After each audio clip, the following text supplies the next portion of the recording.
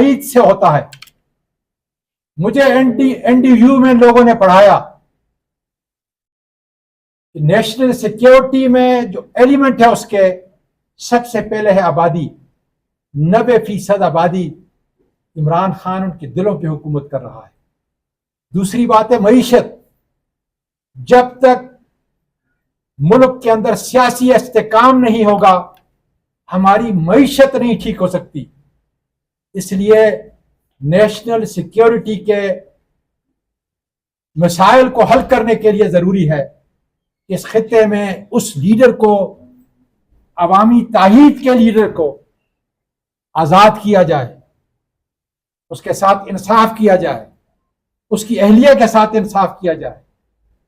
Doctor Yasmin के साथ, एजाज चौधरी के साथ, जनाब चीमा साहब के साथ, उमर चीमा के साथ, महमूद रशीद के साथ, आज उमर अयूब अपोजिशन लीडर था। अगर अपोजिशन को आप खत्म कर रहे हैं तो कौन सी जमहूरियत।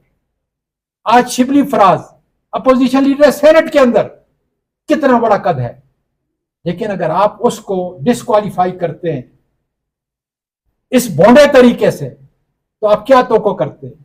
अहमद बचर साहब पंजाब से, उसके साथ 4 एमपीओ को आप डिस्क्वालीफाई करते हैं। उमर अयूब के साथ 10 हमारे एमएनएस को डिस्क्वालीफाई करते हैं। ये अच्छा मैसेज नहीं है।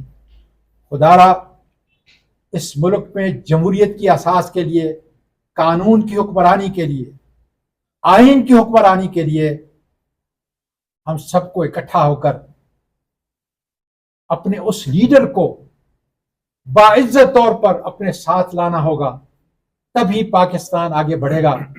हमारे लिए बड़े इंटरनेशनल चैलेंजेस हैं, इस खत्ते के अंदर चैलेंजेस हैं। उसको हल करने का वाहिद तरीका इमरान खान हमारे दरमियान में होगा, तो इंशाअल्लाह ताला मेरा पाकिस्तान आगे बढ़ेगा। बहुत शुक्रिया।